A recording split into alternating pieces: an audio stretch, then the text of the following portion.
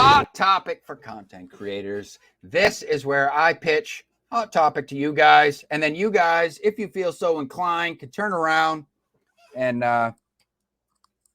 create your own content on said topic. Is traditional publishing obsolete? I have some news coming out of Hollywood, mainstream traditional publishing. I've been covering every now and then when there was a strike. I covered I covered a couple different strikes that were going on. One was at a publishing house, major, one of the big 5 publishing houses. Then the writer's strike of the Writers Guild of America strike. And now apparently what we have is SAG-AFTRA. I have an article to read here. We'll see what's going on. I will become informed as you guys are if you're not already familiar with what's going on. The following article here comes from CNN.com. I know, fake news.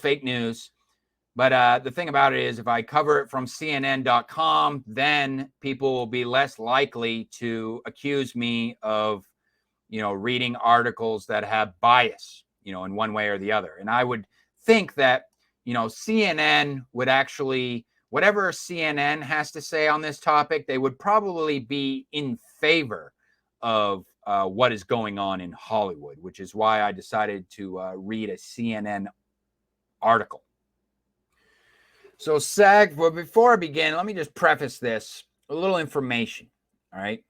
Get educated, okay? We don't want to go into this blind. For those of you who don't know, myself included, all right? This is a learning experience for me as well, because this isn't something that I am personally moved by in any way or really care about to any degree other than just simply covering the news as it pertains to this particular hot topic. So SAG-AFTRA, aka the Screen Actors Guild, American Federation of Television and Radio Artists, is an American labor union representing approximately 160,000 film and television actors, journalists, radio personalities, recording artists, singers, voice actors, internet influencers, fashion models, and other media professionals worldwide. The internet influencer aspect of that is kind of interesting to me, I'll have to say. I wonder who they have. I wonder what internet influencers are part of their union.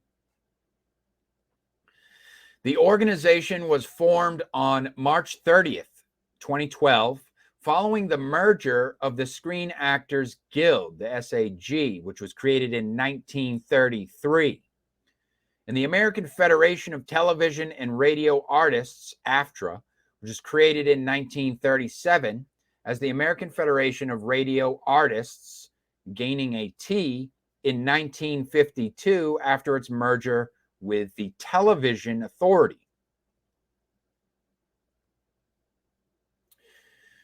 So see a lot of artists here and a lot of that word authority.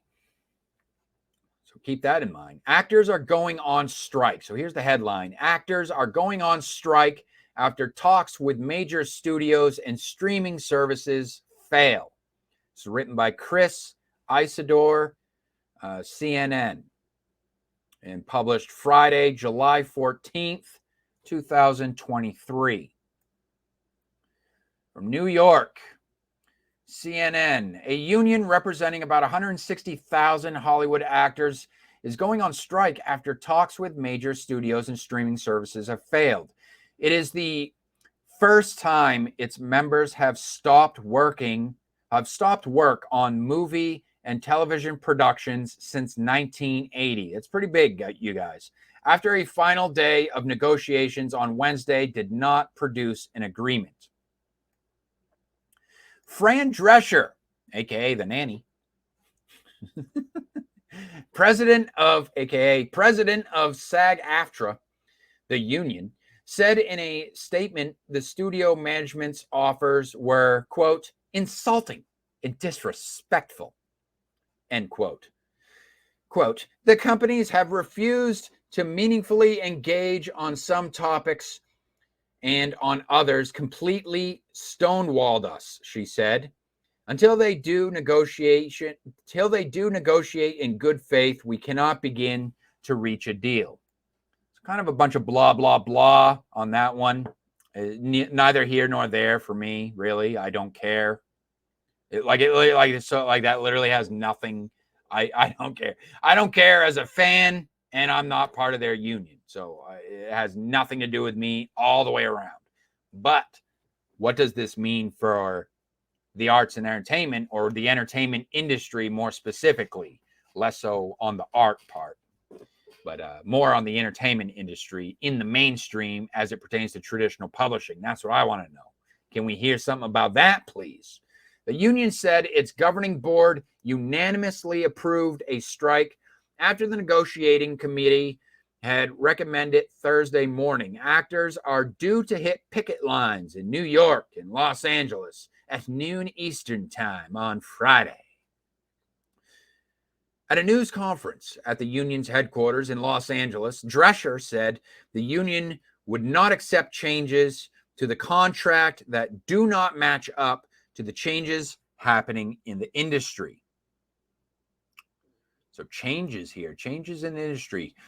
Quote, we're not going to keep doing incremental changes on a contract that no longer honors what is happening right now with this business model that was foisted upon us, she said at the news conference. What are we doing? Moving around furniture on the Titanic? It's crazy.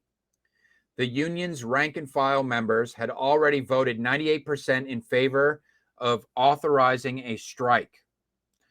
The body representing studios and streaming services said it was, quote, deeply disappointed in the decision to strike, saying it had offered, quote, historic pay increases.